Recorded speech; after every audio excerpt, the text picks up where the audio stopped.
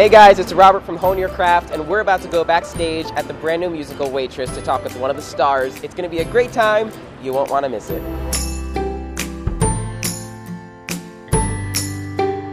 Guys, look, it's Tony-nominated performer Nick Cordero from the musical Waitress. We're just chilling back here. Thank you so much for your time today, Nick. No problem. Happy to be here. Yeah, I thought we could just kind of color while we talk. So if you want to draw your favorite piece of pie or baked good, all right, I will do the same, and then at the end we can do a big reveal. It's why you guys are watching. Compare notes. We can compare all the notes, basically. You can draw on this. Thanks. Awesome. So I'm loving your dressing room. What would you say is your favorite part about being up here?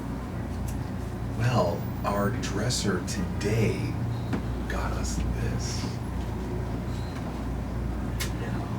Which has all of a sudden become our prized possession. I can see why. I mean, I don't know how you have a bad day with this fish singing to me. I think we're going to name him Fred. I think that's a good choice. I haven't talked to my dressing room mate about naming him Fred yet, Chris Fitzgerald. I may press the button again sometime in this discussion. I may if it seems beat you appropriate. to it. I think you should definitely press it again. Done. So we can grab our crayons. I gotta say, I first saw you in Bullets. Yeah. Like I told you before, over Broadway, and you were incredible. Thanks. You worked with so many. I mean, I wasn't the only one that thought so. Clearly, not that it even matters that I thought it's fine. But you worked with so many incredible people, and I was just wondering. I know. Yeah. What did you take away from that performance as an actor? What did I take away from my performance? Wow, I learned so much doing that. I felt that the stillness of that character added a lot to what people were paying attention to, and that's just sort of who the character is, you know. But I think the reason that I think the reason it got a lot of attention is just because he was sort of the antithesis to everything else that was going on, in that play.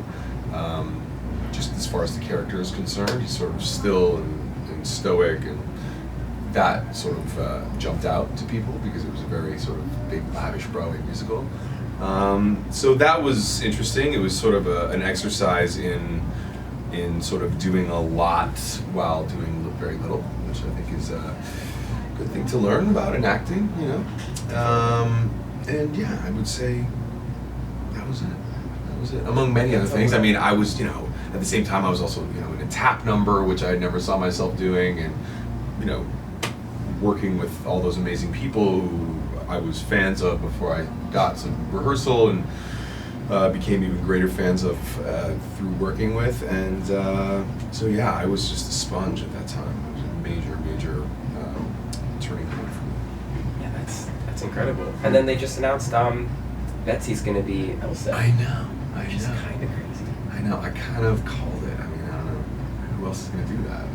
It's pretty true. The minute they announced, first of all, I mean, you could assume that Frozen was going to be turned into a musical, but then when it was, I was like, God, you gotta call Betsy Wolf. Come on. Yeah, that's going to be. I can't wait for that. I texted her. I said, that's what I texted her saying. I've been saying it for about a year, and I said, who Elsa? Who Elsa? I like it. We should probably just turn this back on.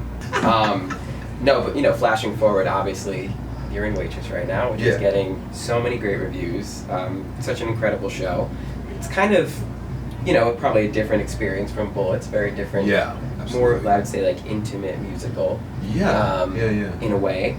I was just wondering, how did you get involved at first? Well, I was called in to do a chemistry test with Jessie, who I was a big fan of before meeting her, and everybody on the team. And I was doing a play out of town at the time when I came in, and we had a great, reading together, and just sort of got a sense of each other, and me and the rest of the team. And then we did a lab not long after that, a 3-week lab, which was my first exposure to it. A lot of people in the production had been with it for a while, but that was my first.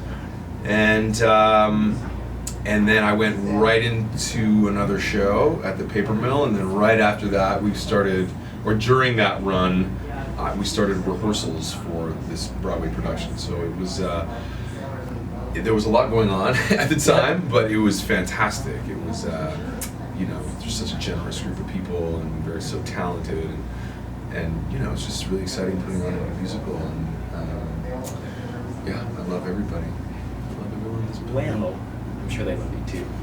But audiences, yeah. I mean, I'm sure they love you, but your character is a bit hard to love, we'll say. Yeah. Excuse them. In the show, how do you seem like a very happy person. How do you get into that headspace every night and then sort of justify his actions just for yourself? I'll answer that in two parts. Sort of broadly, I think it's important to not judge your character, and to also, even though he is plainly a bad person, just sort of think about the idea that no one's born bad, and sort of try and find reasons in the material that can kind of lead you to telling the story of what made him that way, as much as possible, which is something I think we try to do here. But then also understanding that it's the story is about Jesse's character, Jenna, and sort of her path, and sort of making her path clear. So my horrendousness makes her job, you know what I mean? Like, she's got to be morally justified in what she's doing, which is not, and what she's doing is not necessarily, black and white morally, you know what I mean? Yeah. If I was a better guy, then her actions would seem pretty questionable. Yeah. It's because I'm the guy that I am that she sort of, that the story gets told. But more importantly, I think it's just understanding that, there are bad people in the world, but nobody comes out of the womb that way, and there's always, there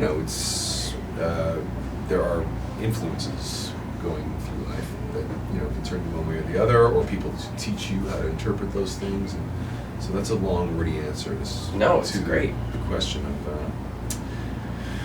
of Earl's, Is it hard for you to shake that off? No. Or is it just like step in and out? It's pretty easy, yeah. At the beginning, I think, when we were sort of trying it on, it stuck with you a little bit, but not to where you're going out treating people horribly, but just sort of like living in that, and sort of, when you're rehearsing, kind of being in that space the whole day, because you're working. But now that we're up and running and people know what they're doing, and I know what I'm doing more specifically, it's pretty easy to kind of shake it off. And like I said, everyone in the building is so close that it'd be hard to be mean to them all the time. Yeah, you seem very nice. So, no, you seem like a nice dude. I was wondering if you and Jesse worked on developing sort of a history and relationship that we don't necessarily see on stage. Yeah, we did. We talked about that. It was important for us to sort of show maybe what she had been attracted to in the beginning of their relationship, maybe during happier times. They got together in high school. We tried to sort of give me moments where I could be a little charming, and you could sort of see that early flirtation or that early love, romance that would have happened. So we talked a lot about that, timing, also dealing with the delicate subject of domestic abuse. That is a very specific thing, you know what I mean? I think it's different in every case. It's not something that you kind of want to attack generally, as two actors. So we talked a lot about that. What kind of abuse is it? Is it more intellectual than physical? Is it often?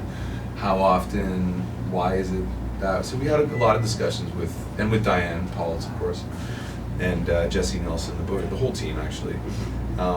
We talked a lot about, who they were as younger people, and sort of what got them to this place of unhappiness. Yeah, well, it's definitely working, everything you guys are doing. Thanks. And, we mentioned Jesse Mueller, of course, Sarah Bareilles. Mm-hmm. It's such an incredible team, specifically of, women working together. What are you I mean, you're still in it, but what are you sort of taking away and learning from this whole experience and just being around all these incredibly talented people? Well, in this case specifically, it was very, very collaborative. I was very happy to sort of, I felt like my input was valuable, and also they were pretty forthright about telling me when they didn't like an idea, which is totally great. So I would say that was the most part. It was a really sort of easy working atmosphere, and I think we came up with a pretty good product. I think you did too. And you guys are having a lot of fun. I mean, we are. Mentioned Sarah, like during, I think it was during your previews that you had the technical difficulties and she got him on stage and she sort of worked in and did an impromptu concert. I mean, first of all, that was probably really fun, but has anything else like that sort of happened? Like, there's always sort of like little hijinks with Broadway shows. Yeah. The other night, Drew Gayling, who plays Dr. Prometer, her love interest in the show, sort of lost his footing on a examination table that's in the show and fell completely on his backside. And there's another character that kind of walks in and catches them in the act of this. I don't want to ruin it, but this nurse catches them in the act, and Drew had sort of fallen off and like limbs everywhere. And the nurse, the woman, Charity Dawson, who plays the nurse, just kind of fell out laughing. Kind of uncontrollably. She had a mouthful of food, I think. Pie. She's eating pie in the scene. Oh my gosh. And the audience sort of knew that she had, was laughing because of what had happened on stage, and they started laughing. It was just one of those great moments that doesn't happen every night, but, sort of reminds you that, one of the best parts about theater is that, it happens once and every time's different, and we're all part of this one moment right now, which is the magic of theater, I think. Those are definitely the best moments. Oh, totally. Even like Saturday Night Live. Yeah. And as an actor, it's really fun too because you're just so in tune with what the audience is seeing, and it's kind of like a wave. You know what I mean? You're kind of riding this wave together, which is a lot of fun. Yeah, I'm sure it's definitely important. The audience is sort of like another character. Oh yeah, and they're so. We have such great audiences in this show because they connect to the material so much. There's not a lot of stories like this, I don't think, being told on Broadway. So, they seem they're really into it. It's really nice to have such a responsive crowd. So was it easier for you to connect, specifically, I guess, to the music, since you have that singer-songwriter background? Yeah. Well, I've been a fan of Sarah's music a long time. I think she's one of the world's best songwriters. Yeah, she's incredible. And her daily, her very hands-on involvement with the show was awesome. And I think we all feel pretty proud to be a part of her Broadway debut. And what a debut! It's just so good. I think this is some of her best music. She worked extraordinarily hard on it. And was very passionate about it, but also very easy to work with and down to earth and open, and I was really impressed with her theatrical sensibilities as well. She's very she has a great sense of theatricality and character, and so yeah, it was a real pleasure, and I'm just such a massive, I'm a big fan. Yeah. She's awesome. Yeah. And do you it is sort of musical, it is theatrical, but it's also comes from that pop world that she's so good at. Mm-hmm. I also think her pop music has a layer of, you can tell that she kind of grew up around theater, and she's very good at storytelling and character, and she's just, she writes beautifully, so yeah, it was a joy. Yeah, I think no matter what, it always comes back to the story and the that's what it is, it's storytelling. Yeah, it's a tough thing to do, to sort of have a character get to a point where they burst into song or they start singing and have it be, right, have it be grounded, that it's not sort of like exposition on something we've already heard. It's got to deepen the theme that's going on stage. Yeah, I was going to ask you about that. Do you treat each song you have as sort of like a monologue where you break it down maybe by beats, or just interpret it as a person as saying the words? Yeah, I think it depends on the song. I only sing one song in this show, that is kind of, and there's a definite point of sort of manipulating Jenna in the song, so it's a very clear direction that I'm going in. But I think each song is different. You just have to, but yeah, I mean, in musical theater, certainly, I think treating it as a monologue and believing what you're saying and not, being in the moment, and then when you start singing, drifting off into like, this is me singing now, and then you're back. You know what I mean? I think to have it be grounded and acted well is important. Yeah, I definitely think so. So you're about to do another show, which is why we're so grateful to be here. Do you have any kind of like a pre-show ritual or anything you do? Maybe not even necessarily like makes it feel lucky or anything, just to get you in that vibe. It's funny, I get asked that a lot, and I wish I could answer something quirky, but I don't. I usually just watch Chris Fitzgerald do his, like, calisthenic workouts. Okay. But, that works. Yeah, no rituals. That's okay. Except for now, it's gonna be this. At first I was afraid. I was Oh, it sings other songs? Yeah, oh yeah. It's a whole jukebox. Multiple songs? Yeah, and it changes the lyrics to Maybe you guys should just put that on stage tonight. Press and play. No. Be interesting. A little night off. Get ready to earn his keep. Yeah, right? So do you eat the pies? I know you say you're not really a fan of pie, but like they serve pie in the theater, which is incredible. I'm not a fan of pie. I just mean, like, it's not my go-to. I'm drawing my go-to right now. It's looking good. You're like Matisse over there. It's just what was your question? I don't know. I blacked out. No, I was just asking if you ever ate the pie. I do. I do eat the pie on stage because it's my job to do so. Yeah. Not a bad job. I just love how they serve it. Like, most of these places they have like Twizzlers or whatever, but you guys have pie. Pie, I know. And they pump the scent into the audience to get everyone in the mood. That's incredible. They bake a pie. That's they like actually Disney World. bake a pie in the lobby every day. Are you serious? So you walk in the lobby and it smells like a baking pie because there's a pie baking. Oh my god. Yeah.